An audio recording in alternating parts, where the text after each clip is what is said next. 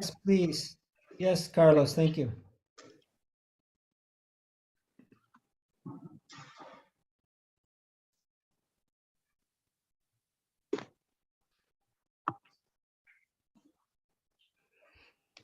Go.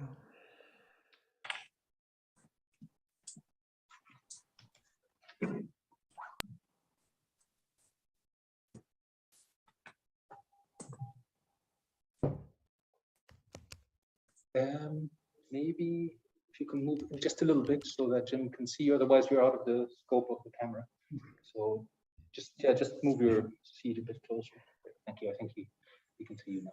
There you go. This way I can keep an eye on you. Make sure you're actually meditating. Rohit, right? Carlos.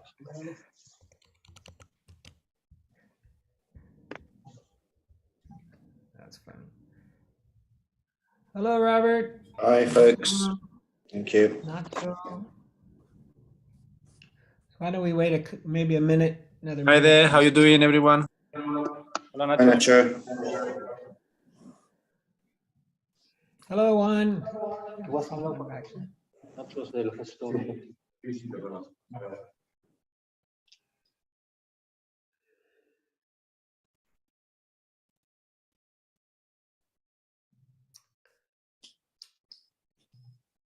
Nacho, I think I see a Buddha above your right shoulder.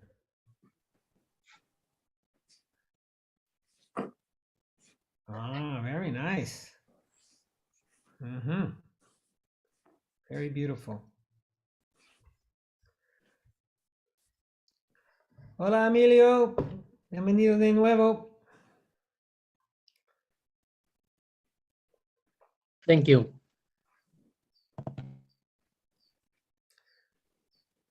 Okay, well, maybe there's a couple cushions still free, so maybe somebody will ring the bell. But why don't we start with just introductions, saying our names, starting in Saladana from the side of the, side next to the street first. Maybe you could say your name. Okay. Hello, I'm Jack. He's Jack, in case you couldn't hear him. Jack. Hello, Jack. Welcome. Thanks. I'm Pablo. Pablo. Pablo. Hello, Pablo. Welcome. I think welcome back, right? Bienvenido de nuevo. Hi, everyone. I'm Alicia. Alicia. Alethea, are representing the female side of our Sangha today. Hello, good afternoon, everyone. I am Juan. Juan. Hello, Juan. I'm Leon. Leon.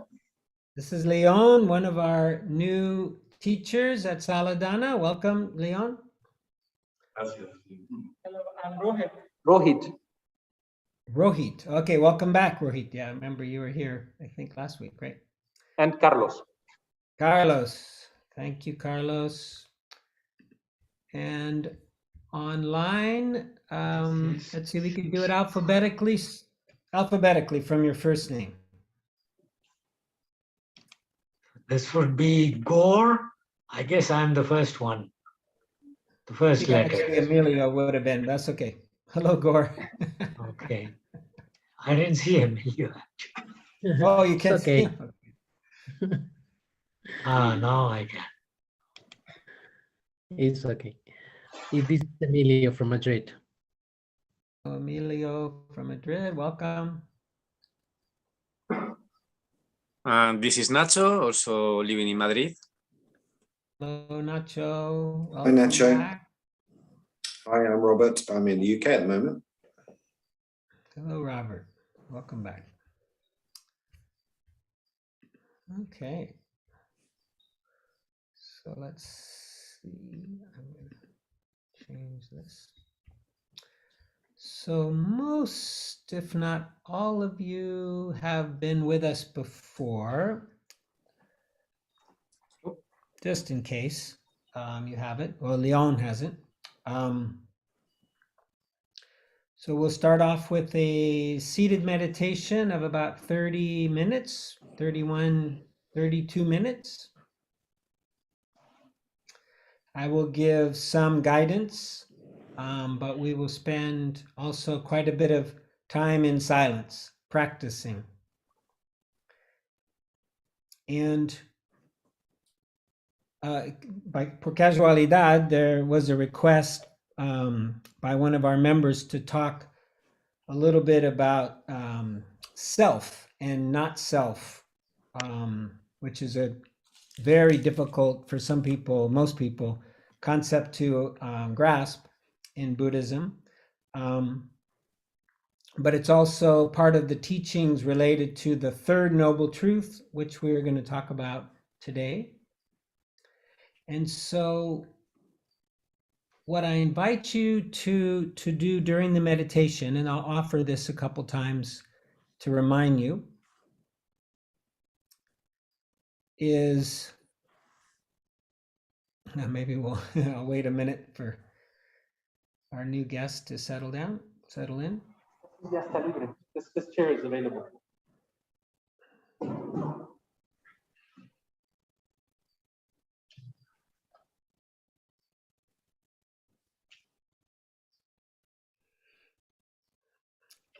Welcome. We all just said our names. Would you be willing to say your name? Marta. Oh, it's Marta. Okay. Hello, Marta. Welcome back. Long time.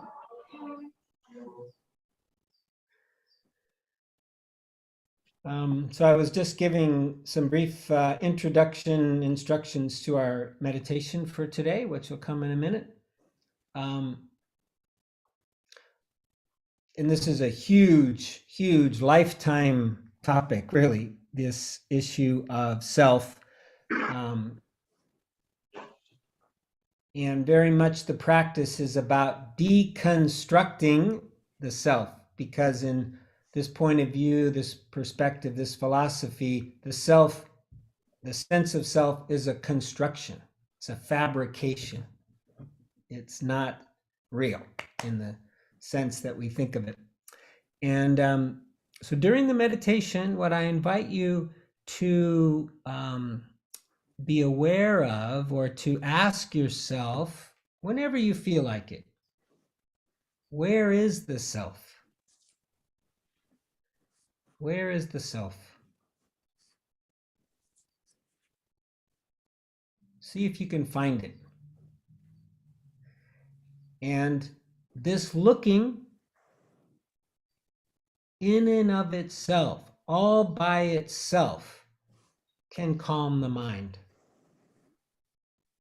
As long as you don't get too frustrated, right? It's just an investigation, hopefully with curiosity, with an open mind, without any expectations, without any beliefs.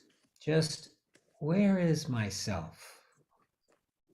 Where is the self? And maybe with your mind's eye, right? I always think the mind's eye is here. I'm not sure where it is, but inside the head somewhere is this sense of a third eye, like this seeing, and you could just kind of use it to sort of look around, see if you can find the self. And you might find that looking will pacify, calm, still the mind. It'll still the fluctuations of the mind, the thinking, for a little bit. Of course, it'll come back. But otherwise, we're just going to do pretty traditional, just samatha, stabilizing practice, followed by a little bit of vipassana in the final 10 minutes or so. Okay, are there any questions?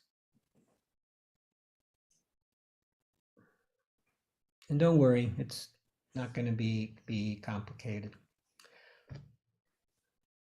Okay, so I will put on our timer.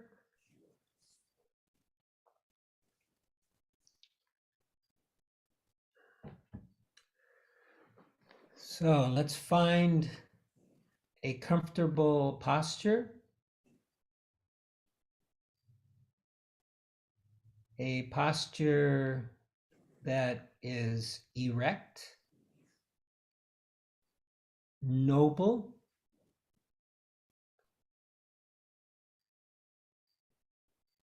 a posture that looks like the Buddha.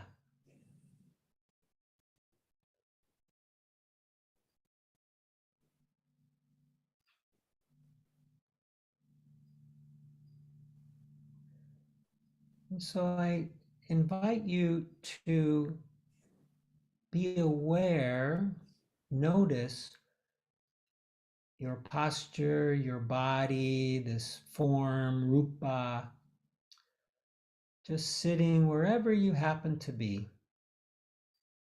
Sitting in the room, saladana, or maybe sitting at home. Just be aware of your surroundings and your body, your posture, sitting.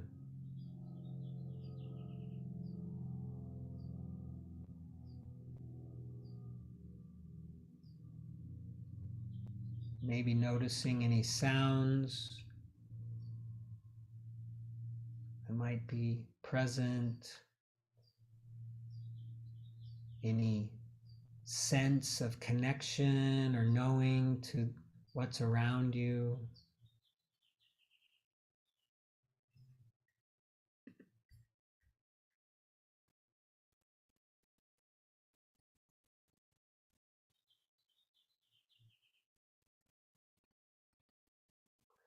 And now bringing your attention more fully to the body, to the posture, the sitting body.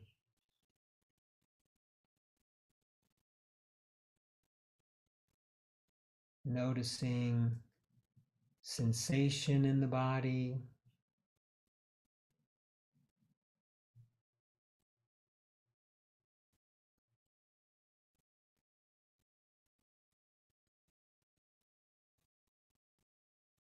Maybe there's tickling in the body, current of energy. Maybe there's pressure, especially at the points of contact where the body is touching the floor, the cushion, the chair. So we just feel these things, we notice these things. We try not to think about them, make up any stories. It's more a tactile connection.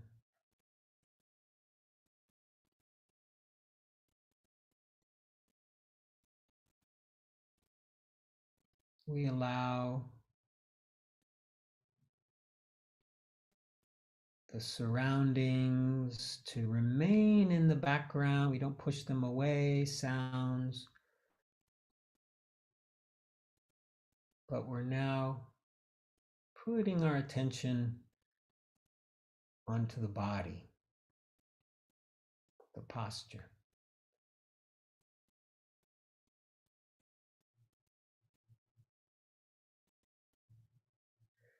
And if you keep your posture still, quiet, and you pay attention to that stillness, that quiet, this can help still the mind, quiet the mind.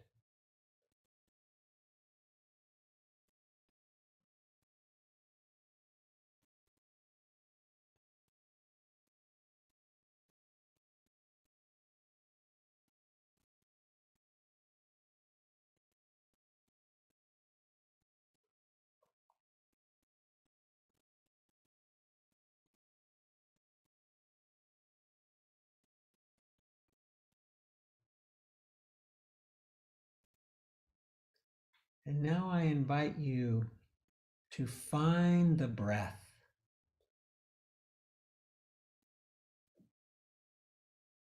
To notice the sensations of breathing. The expansion and contraction of the belly. The movement of the chest. the tickling at the nostrils.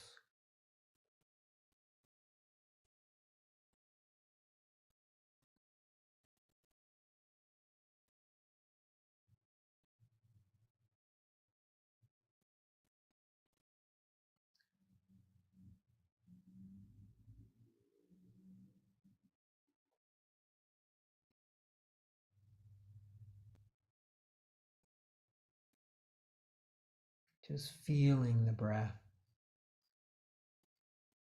experiencing the body breathing.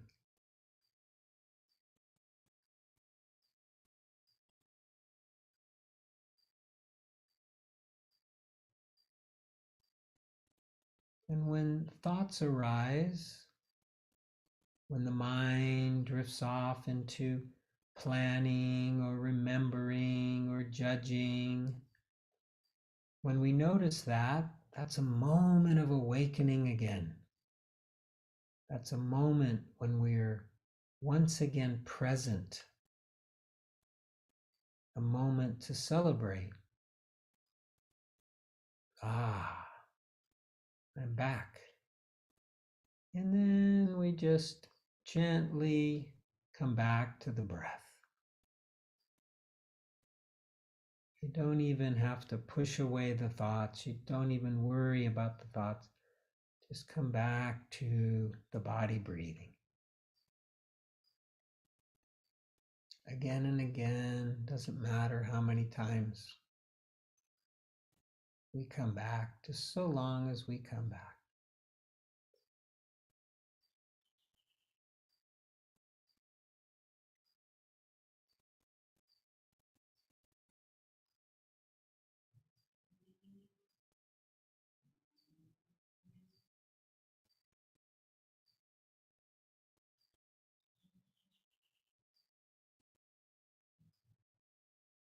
So now the breath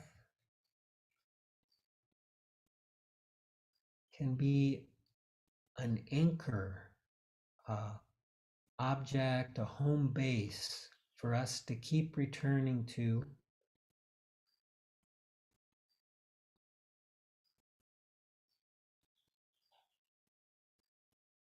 We try to stay with the breath.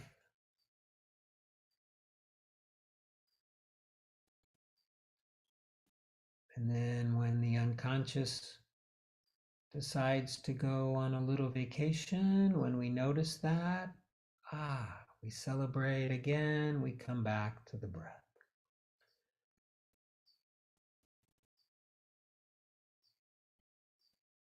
If you're feeling sleepy or you have a practice of paying attention to the breath at one place, you might choose the nostrils. Let that be your home base, the breath at the nostrils. If you're feeling excited or anxious, lots of energy, you might try to follow the breath at the belly. This can calm the anxiety or the excitement.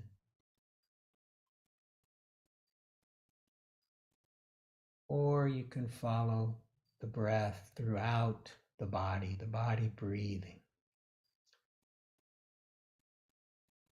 All three options are perfectly acceptable. And if you are aided or supported by labeling, you can do that. Breathing in, breathing out, or just in, out. Or you can even use counting up to 5 with each exhalation. Starting again if you reach 5, or starting again if you get lost.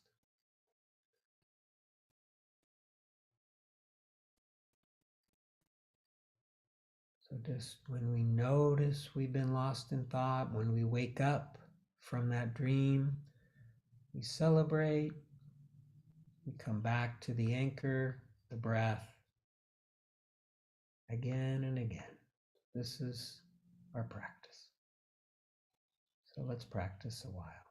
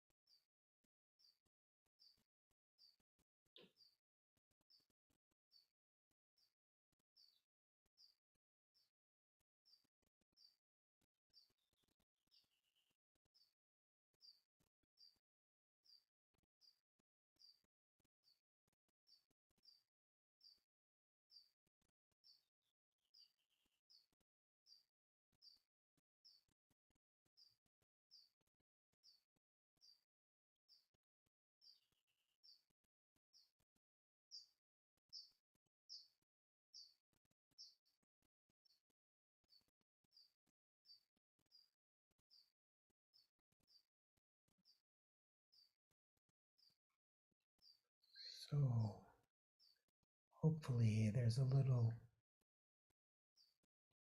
stability in the mind now, a little calm, a little quiet.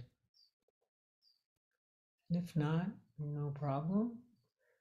Just keep on coming back to the breath gently and firmly.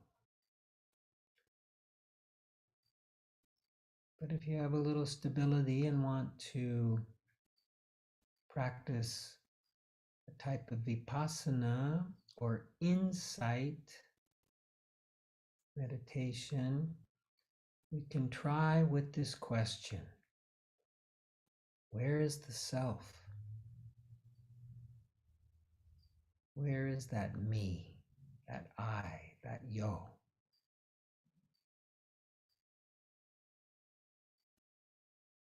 You can just pose the question to yourself. See what arises. See if you can find this thing we call self, mismo, yo.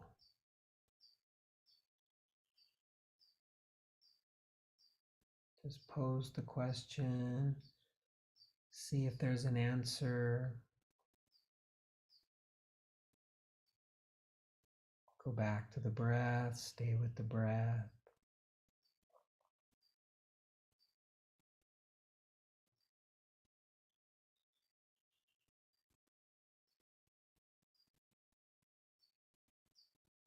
And again ask, where is this I, this self, this yo?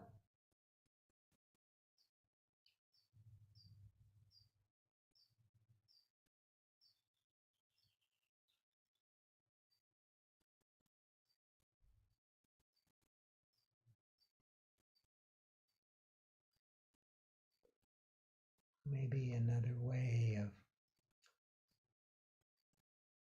asking is, who is it that is aware, that notices, that observes? Who is it? What is it?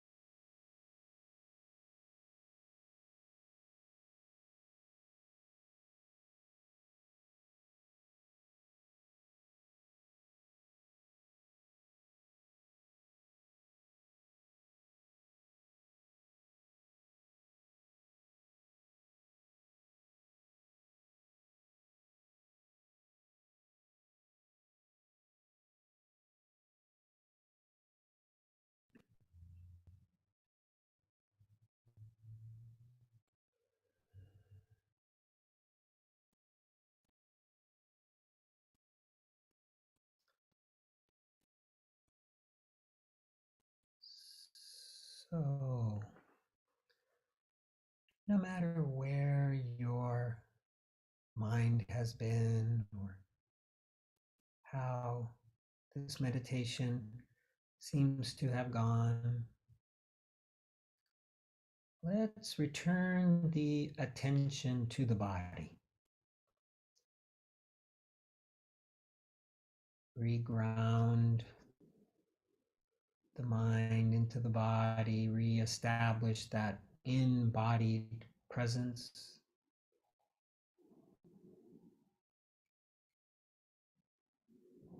Reconnecting with the sensations in the body. Maybe now there's some tension in the legs, the knees, the back, or maybe it's relaxed, spacious, whatever it might be. Just notice that. And then imagine filling the body with awareness,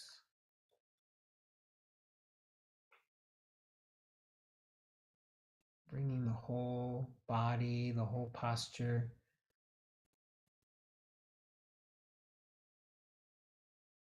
into your attention, giving it a attention hug, an awareness hug. And then if you're willing, bringing your attention to your heart space. Just end with a little gratitude practice.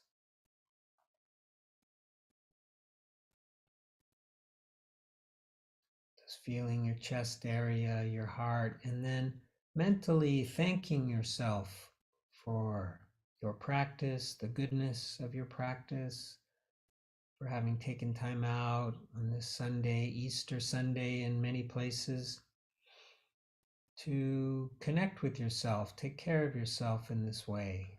Such a noble gesture, a noble act. And then sending this gratitude out in all directions, touching those in Saladana, touching those near you, wherever you happen to be. Thanking them for their practice, for supporting your practice, maybe even just allowing you to practice in silence, wherever you might be, if you're at home, for instance. And then imagine sending that gratitude, that goodwill, that kindness and friendliness out in all directions, touching all of life. And when you hear the sound of the bell, just noticing if anything comes up in the mind, in the body. Just noticing.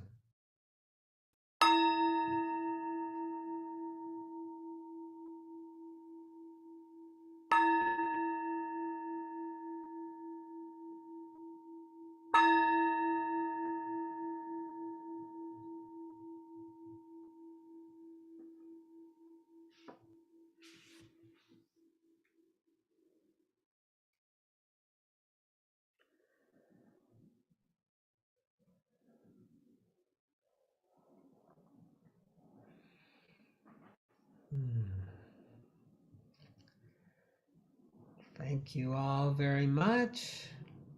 Welcome to those who came a little after. Lara. We went 33 minutes, I noticed. A little bit longer than usual, but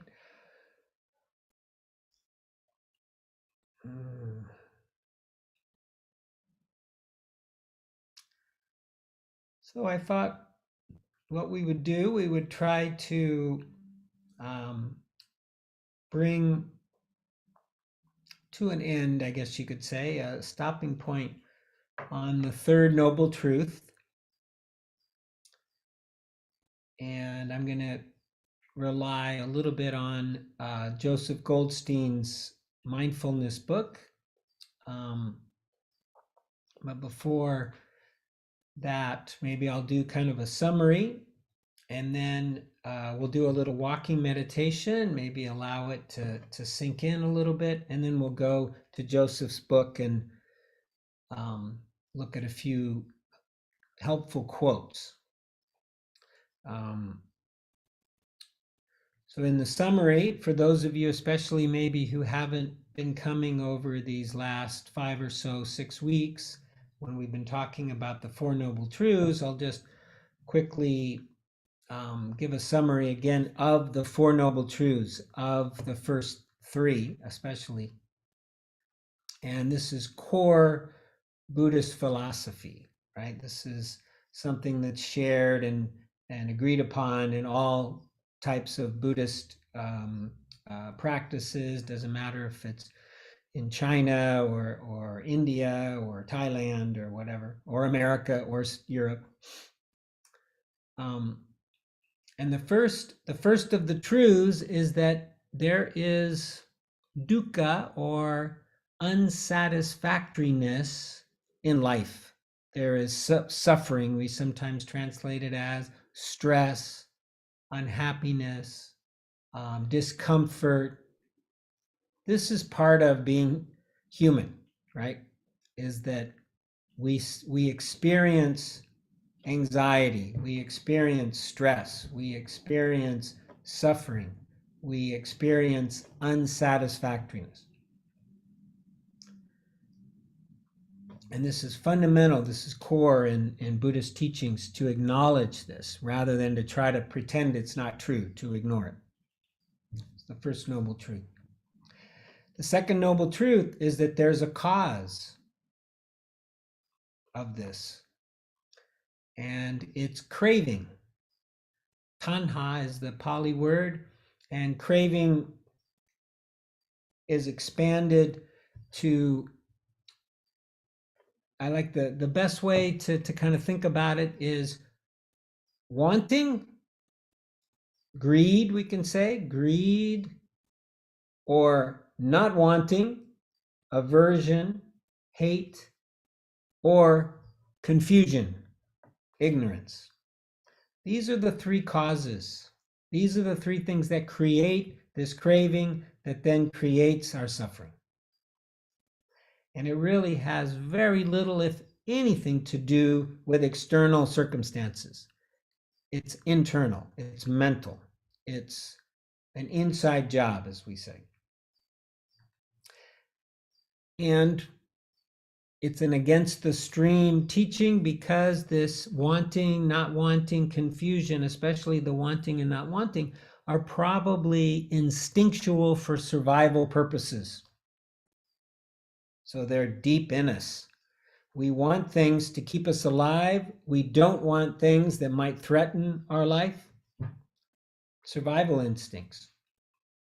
But they don't do much to create happiness, to create any joy in our life. It's basic survival, right? And this is my point of view, shared by some, maybe not everyone.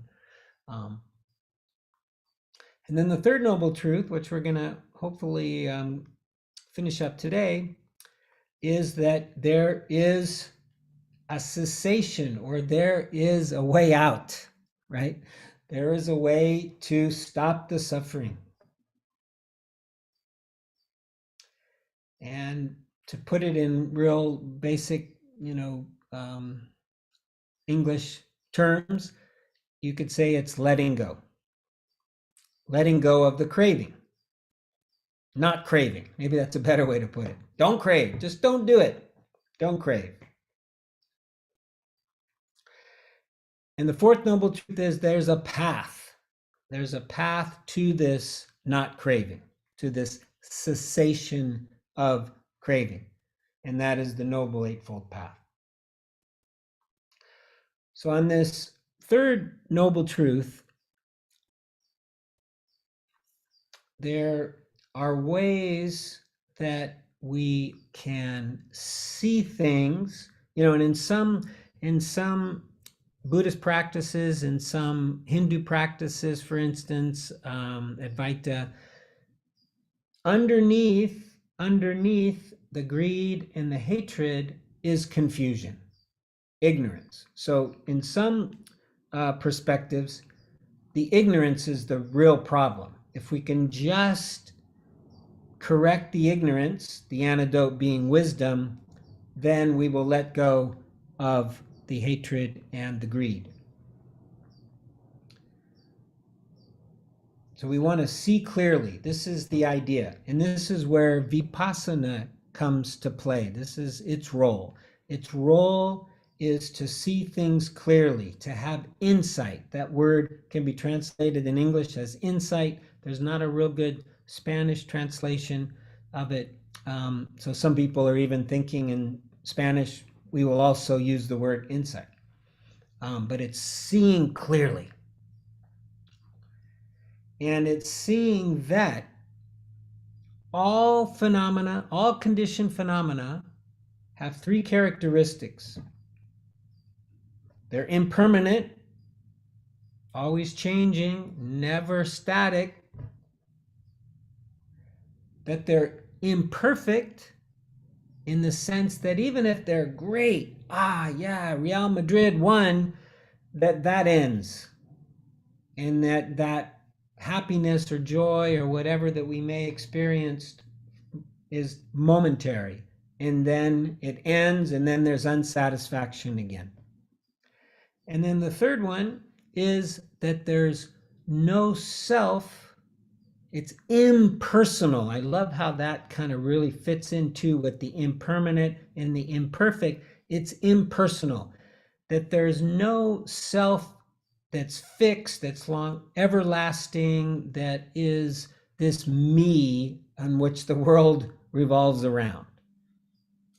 And this is the one that I tried to introduce a little bit in the meditation, and the one that confuses us in the West the most, but also has probably the most power to free us. The more we let go of the sense of self, the happier we're going to be, guaranteed. Because if you really start to analyze where you suffer in your life, where you have challenges, where you're unhappy, there's always a sense of self in that picture. Me, mine, right? My ego, which we don't like to think about that, but almost for sure, if somebody hurts my feelings, my ego is what is affected.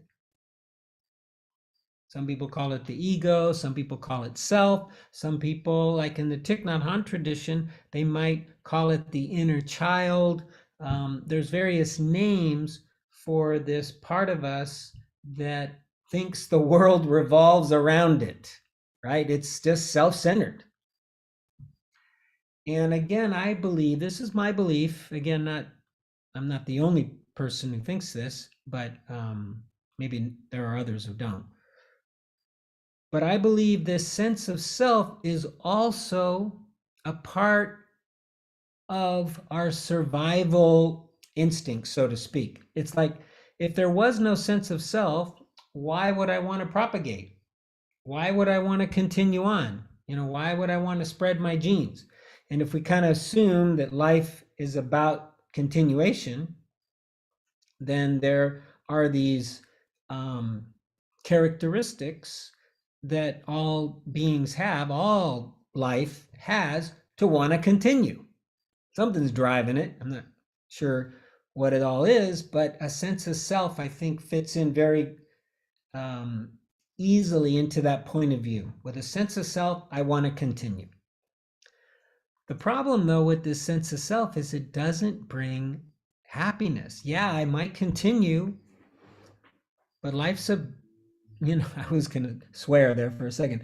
Life sucks at times, right? Life is a bummer. This is probably the best word for dukkha that I know of. It's an old hippie word, right? It's a bummer, man. It sucks. It's dukkha. And it's because of this sense of self. So to find some happiness in life, some bliss even, some joy, we want to let go of that sense of self. kind of deconstruct it, you might say. And one of the ways that it's often taught is try to find it. I dare you, find it. I mean, is it this body? Well, shoot, if it was this body, I wouldn't get old. I would stay young, right? It wouldn't get hurt. If this was me, I would take better care of it. It would have no problems whatsoever. But no, this body seems to have a mind of its own. It does what it wants to do. So it's probably not self. Is it this mind? My mind. Oh, that's me. I'm my thoughts, right? And what was that Descartes who said, I think, therefore I am? Well, shoot. Most of the stuff that I think, I don't want to be that. If that's me, I should be put in a prison. I mean, because that stuff, or a mental institution. I mean, that stuff is crazy. Is it my perspective? Right? This is probably getting closer. Is it my point of view? Is it my awareness? Is that self? Maybe getting a little closer to the idea of it, but even that is impermanent, it's conditioned, it's affected by my beliefs, it's affected by my culture, it's affected by my generation, it's affected by my expectations. All this stuff also affects my point of view.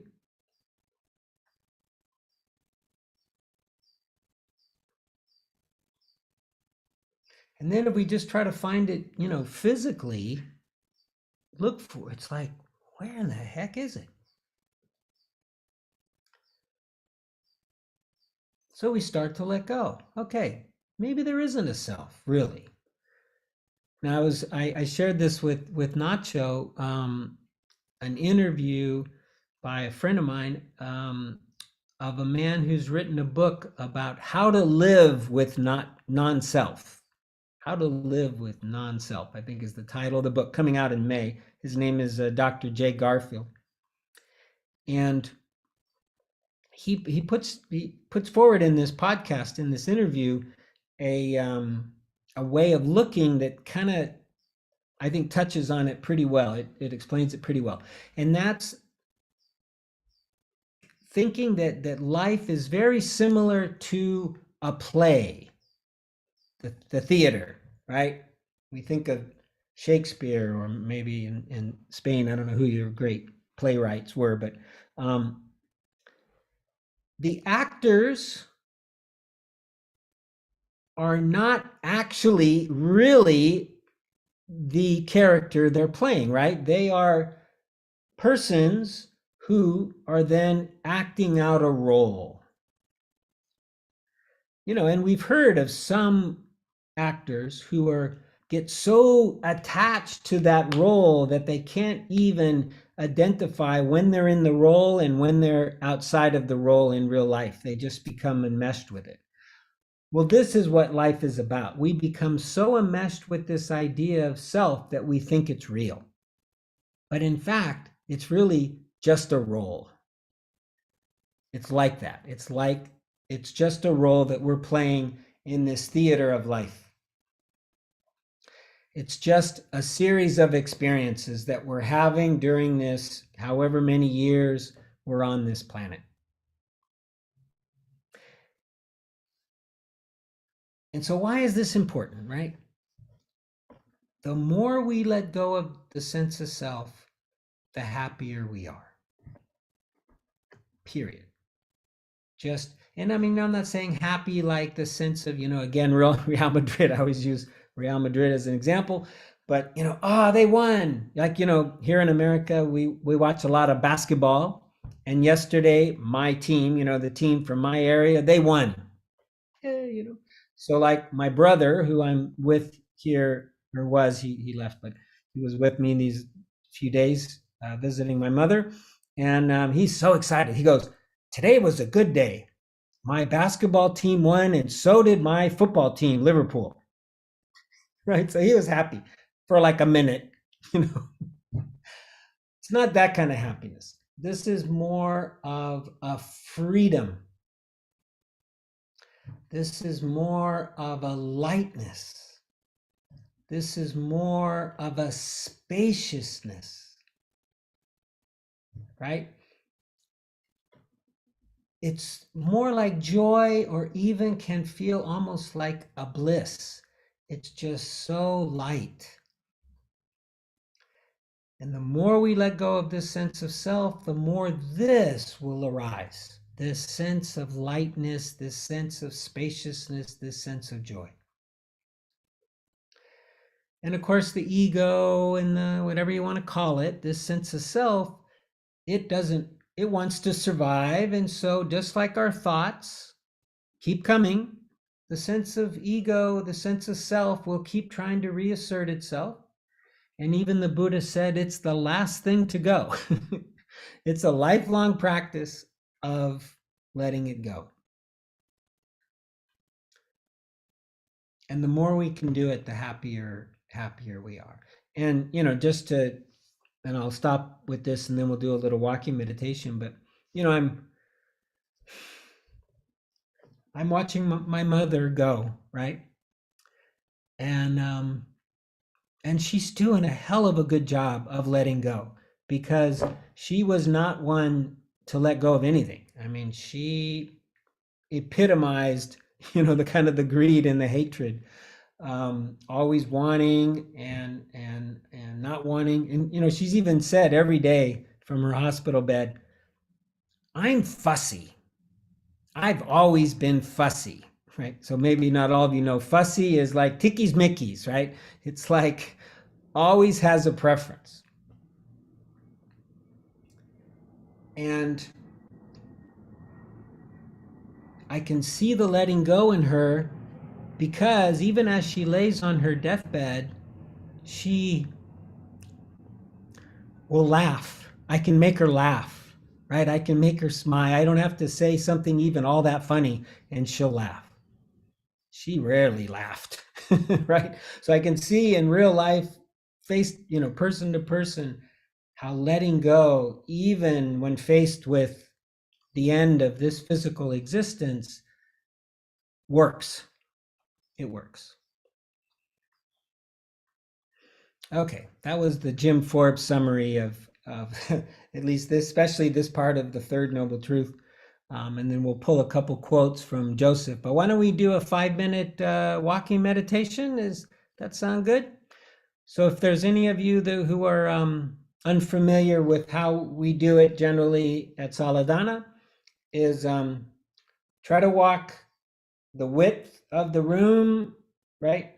So we don't have Greek traffic jams. And then the idea is to pay attention now to your feet touching the ground, making contact with the floor. So we're not necessarily pay attention to the breath. You can as well. The anchor now is your feet touching the floor. And when the thoughts come, again, we notice, we celebrate, we come back to the feet touching the floor. And so maybe just do like a 2-meter, 3-meter path, turn around, walk back. Okay, and I'll ring the bell after 5 minutes.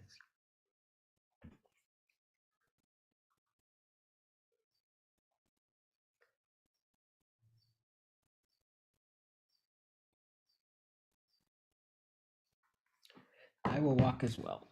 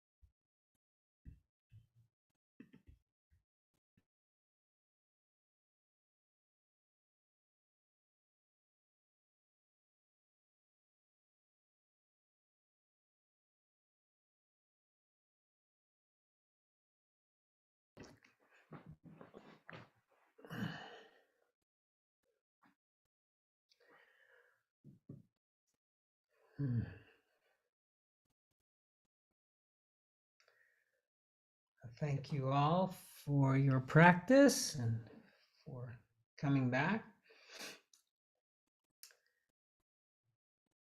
So we'll try to finish up this chapter in Joseph's book with just a few quotes, and then hopefully there'll be some time if there are any questions. And then afterwards we'll have our metta meditation. So I'm going to put this on share screen and go to Kindle. Just try to do this quickly. So hopefully you can see that, right? So ways to abandon craving. And again, craving being the cause of our suffering. We talked a little bit about this a couple weeks ago, but focusing on the drawbacks or the negatives. This is, if you're a real cerebral person and you like to think and analyze and stuff, then this can work, where you substitute kind of fantasy or thoughts of how good something could be, because ultimately it's not going to be satisfying, with the drawbacks. So I just tried to highlight a couple things I thought would be interesting. So we can decondition or relinquish, abandon, craving through an increasingly refined awareness of the three characteristics, which we did the third one together.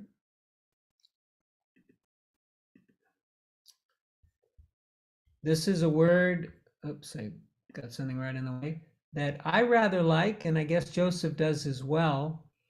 The Buddha talked about this a lot, about disenchantment. You know, we in the West were grown up with these enchanting stories, right?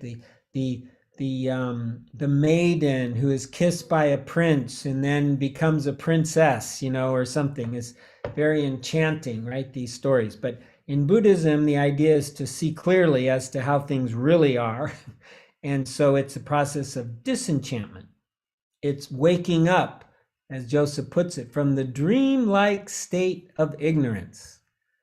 So disenchantment means to wake up from the spell, the spell of enchantment, to wake up from the dreamlike state of ignorance.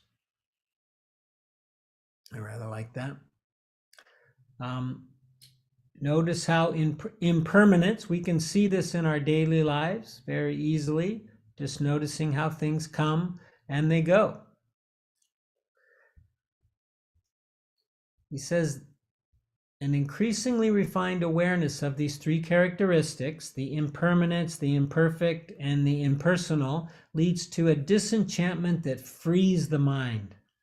Frees the mind.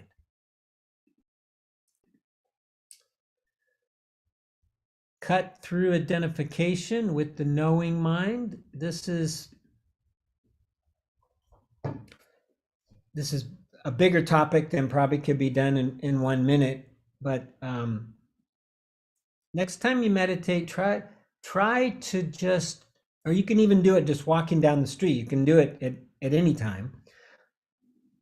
But noticing how we know when we're aware. That is, we know when we're aware, when we know we're aware. I mean, not when we're lost in thought.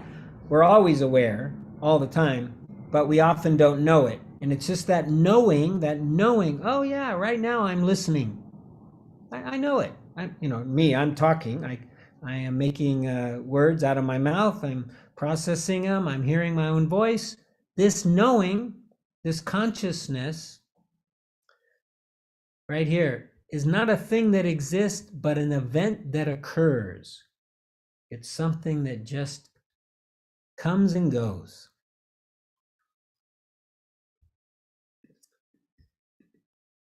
Oops, I didn't mean to do that. I wanted to read what was underneath there. Where'd it go?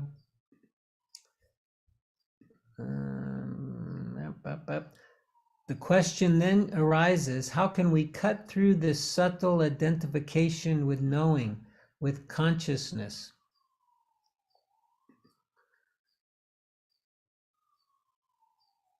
So right here was what we tried to do a little bit. I probably said it kind of crudely, but this is a practice that is taught in the Theravadan traditions, in some Tibetan traditions, and in some Zen traditions. It is to look for the mind itself, to try to find it, this sense of self, this mind. Like here, this is a Tibetan teaching right here. Can you see it, taste it, touch it? When we look for it, there is nothing to find.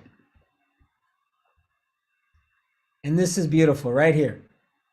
And the not finding is the finding. The not finding is the finding.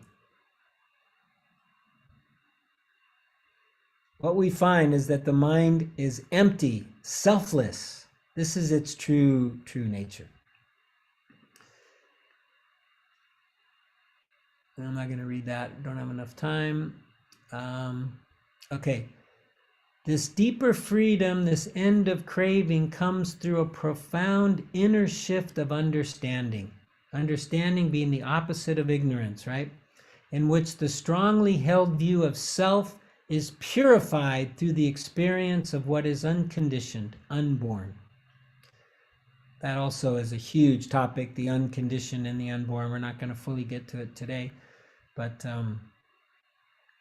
the idea is to keep, this is totally just Jim here, but this is how I kind of look at it. It's like I'm going deeper in from a sense of self to a sense of awareness, to a sense of knowing, like the awareness, to the observer that's just simply observing, to pure awareness where there is no sense of self.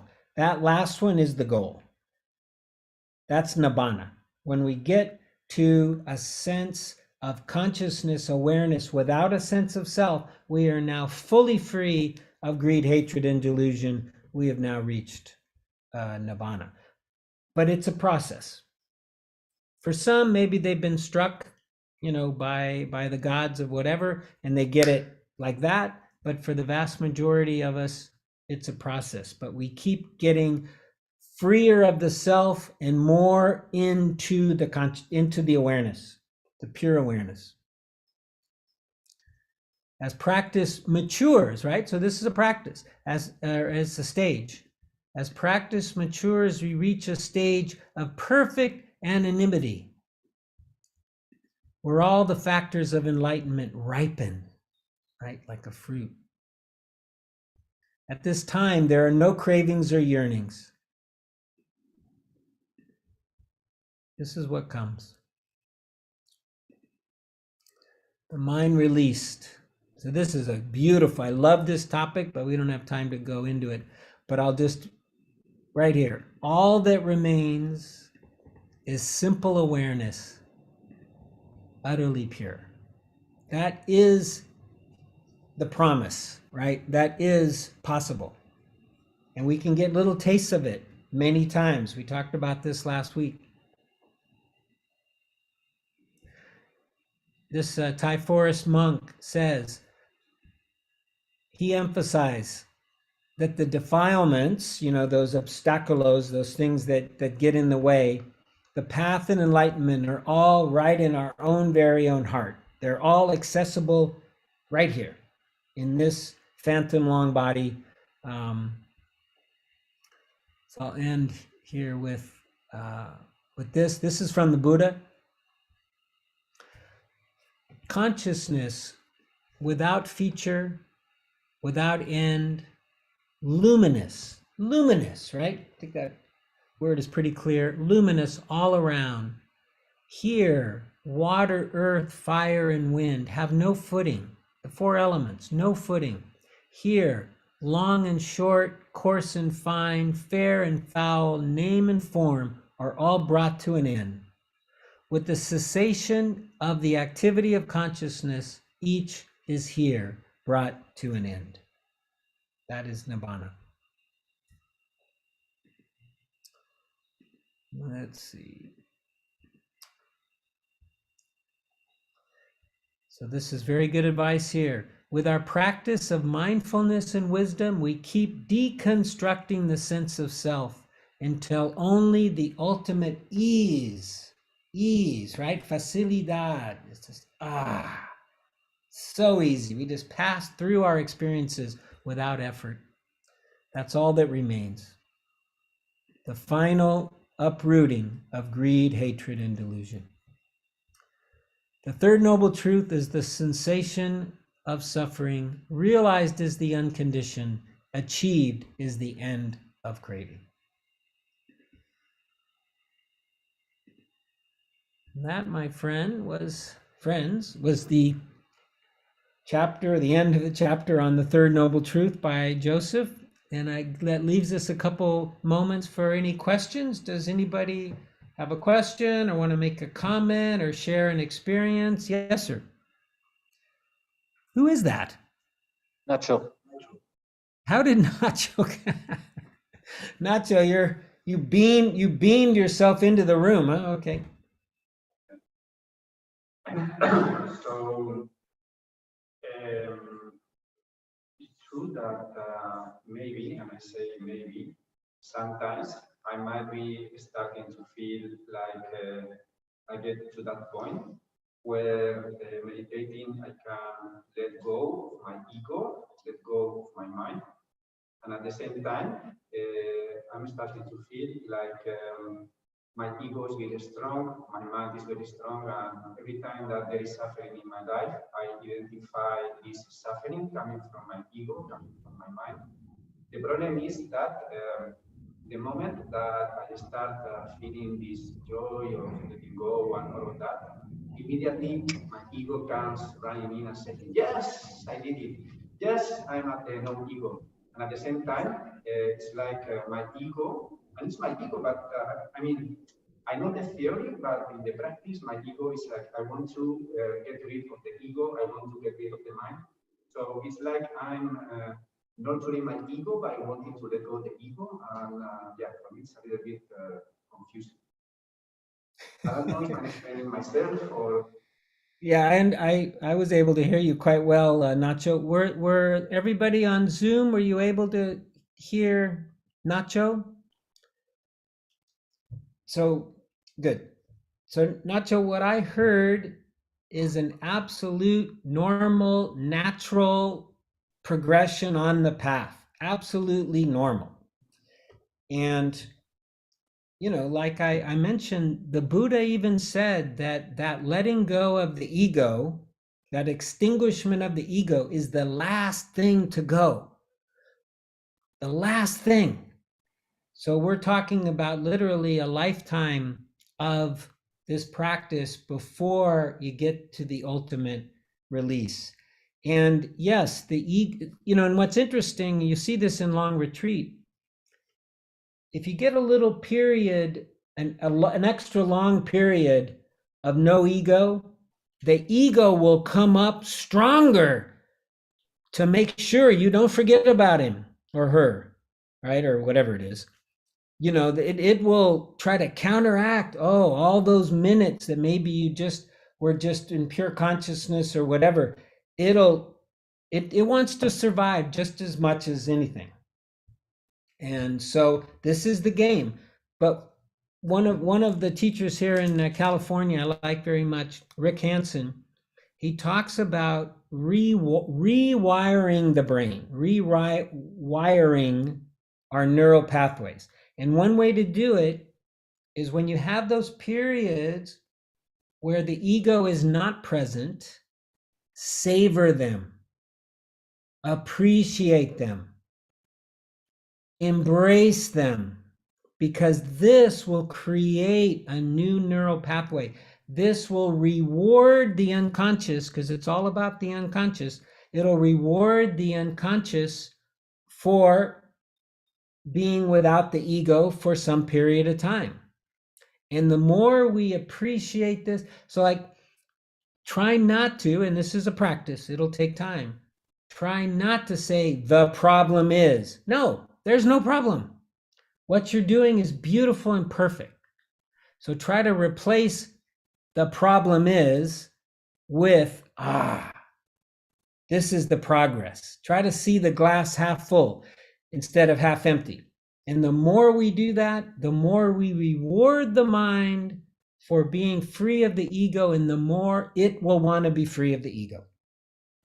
And then it'll start to build upon itself more easily. We only have a certain amount of power over this, but we do have some. We do have some. And so we want to be careful about the words we use. And if you catch yourself, the problem, oh no, not really a problem, just what happened, you could go there, or, and the celebration was after my ego was strong for 5 minutes, I got a period of a minute without it. Beautiful. I hope that's clear. Thank you, Nacho, for your question. Anybody else have a question before we do? Yeah, Jim, just not so much a question, Robert. an observation, which I found interesting. That disenchantment, interesting use of that word disenchantment as a good thing, because in experience, it's generally seen as, well, in our Western way of thinking, it's generally a negative, seen as a negative thing. You became disenchanted with something, or that you lost. It's a negative thing. A person enjoyed their job, but then became disenchanted with it because of this or that, and it's sort of a complaint almost. Yeah, complaint rather than being a something to work towards.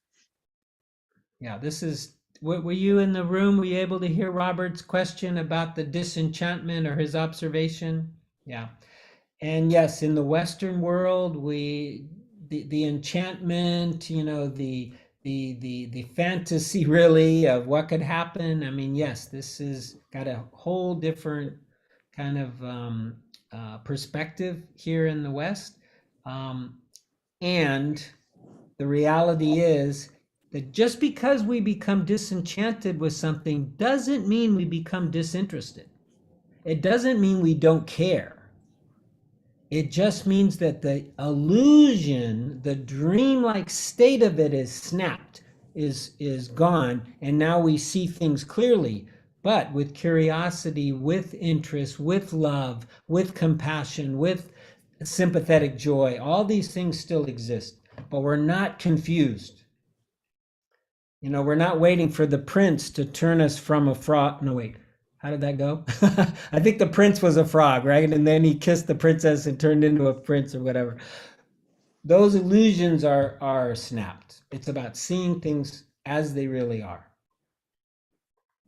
Yeah, and at first time I saw it too, I'm like, I don't want disenchantment. Why would I want that? But then I started to see. I see a lot of people, just generally, I think, a chasing enchantment in material goods, and particularly, this need to have, for an example, I don't know, a lady's handbag which is from a designer, and to be able to show that, it's very important to be able to show that, and that's I don't know. A lot of people seem to be caught up in that, Absolutely, it's how our economy. It's the motor of our economy. As you'll see these billboards, I'm just near Los Angeles, which is a place with just known for that, where you need the new handbag, not only once a year, but maybe once a season. I don't know. Yes, there is this belief, this illusion that it's going to bring me happiness. And the marketers, the companies, they try to sell us on this BS. Really. So, yeah, we need to become disenchanted with these illusions to really find true happiness. And it's against the stream. It's against the cultural stream, especially in the West, but really worldwide. Yeah, thank you. Okay, so we've reached, normally I try to finish up at 9 o'clock your time. So hopefully it's okay. We go a couple minutes after and do a little metta meditation.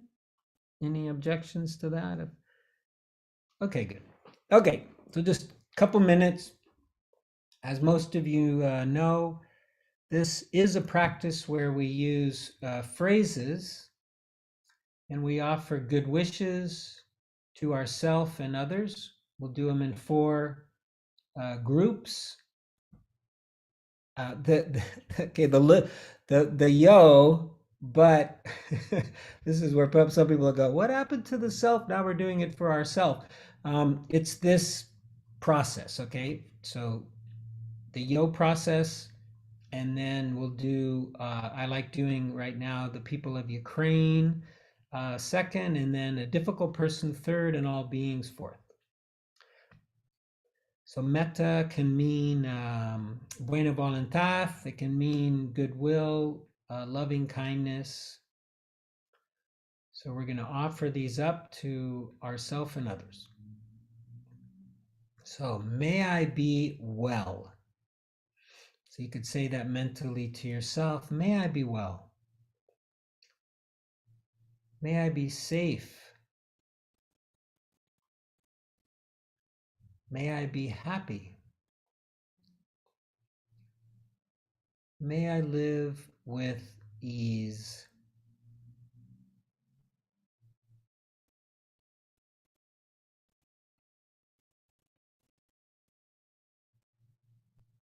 And now let's see if we can send this out to the people in Ukraine.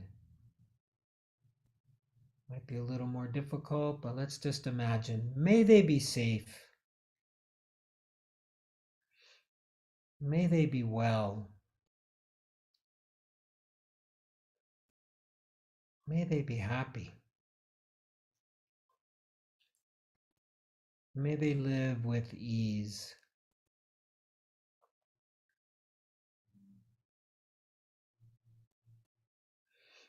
And now let's do the difficult person.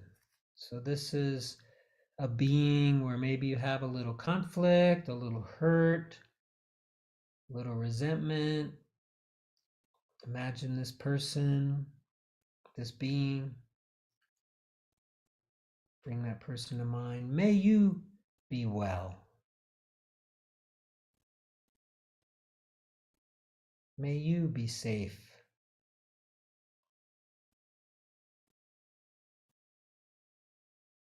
May you be happy.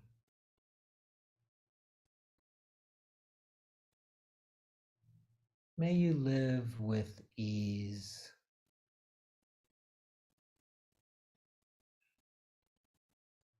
And finally, all beings in all directions, without exception. May all beings be well. May all beings be safe. May all beings be happy. May all beings live with ease.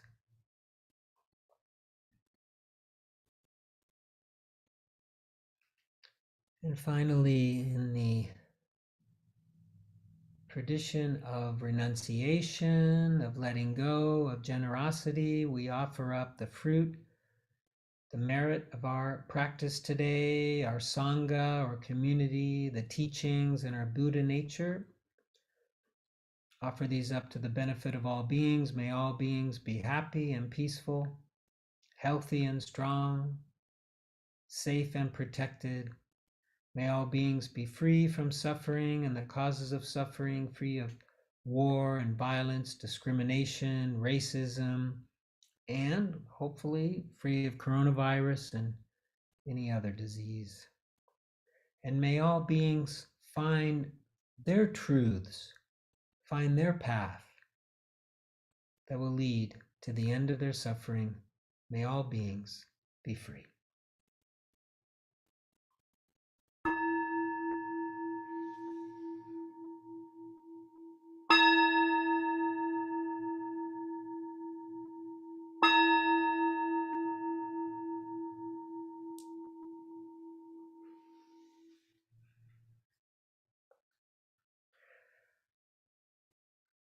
Okay, thank you all very much for coming, attending this Sunday. Just a couple quick announcements, and then I'll keep on for a while if anybody has any questions or want to talk to me. But first, just a word about Dana. which is the Pali and Sanskrit word for giving or generosity. And it's how we do things at Saladana, where we offer the teachings freely from our hearts. And we also encourage the participants to practice, because it is a practice like all these others of exercising and experiencing this generosity, this dana. So those of you in the room or even outside the room can make a donation to Saladana, which they're very appreciated. You can leave efectivo in a moneda in the box that's in the front there, or you can make a transferencia to our account, or even Bism works as well. Those online, of course, can use those electronic means, and all is appreciated. And especially with some of our teachers, you know, they're also, they have expenses and stuff, so give generously. And then in terms of some things coming up, I sent out our first sort of, not a newsletter exactly, but an email that hopefully will be followed by a newsletter, which Nacho and the junta, the proprietor of the Saladana, will be putting together. But the big thing that I'm very excited about is we have a retreat coming up May 23rd through 27 with an amazing monk from Los Angeles, near me here. It will be in Castellano. And there was a wonderful article Gore sent me in the Guardian newspaper yesterday about this guy. I mean, this guy is suddenly, he's famous. So I feel very lucky that we've got him already booked, because the Guardian, boy, that's a big deal. And anyways, you can find it. I'm going to put it on the website.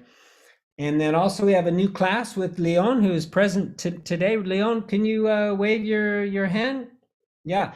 So he's going to be bringing Saladana some Zen teachings Tuesday mornings and every other Thursday. So look on the website of Saladana or in the meetup for that. That's exciting. And Nacho, do you have any announcements or anything to tell us? Both Pastor is talking about mask for this Wednesday. What we're going to do with mask. Okay, so I haven't got a vote yet from the junta. I want to make sure that they're okay with that, and so that's in process. But yes, there's a very good chance that by next Sunday, and starting earlier, you won't have to wear the masks in Saladana. So I'm pretty sure that'll pass, but I don't have the authority to say yes or no without everybody approving that. But thank you for mentioning that, Nacho. Carlos, do you have anything? No, nothing else to add from my side. Thank you. Okay, but thank you so much, Carlos, for your service. It's very much appreciated, and without you, we would be aground. Thank you, Jim. Okay, well, like I said, I'll wait until everybody's gone on Zoom if you have anything you want to say to me, but otherwise have a wonderful end of your Sunday and hope to see you next week. Thank you. Bye. Thanks, Jim. It's great. Thank you. Thanks, Thank you. Have a good Robert, week, are you in everybody. your new house yet? I am. Oh, it looks nice. I see the fireplace behind you. Yes, I am. Can't really see, but there's some nice green trees outside. Yeah, it looks very nice. Yeah. Oh, great. Very nice. It's nice that you can be in California with your mum during this time. Yeah, I'm just gonna stay until Mm. she goes. I mean, I don't know. How long has she been in hospital now? Off and on. Whoops, you know what I wanted to do?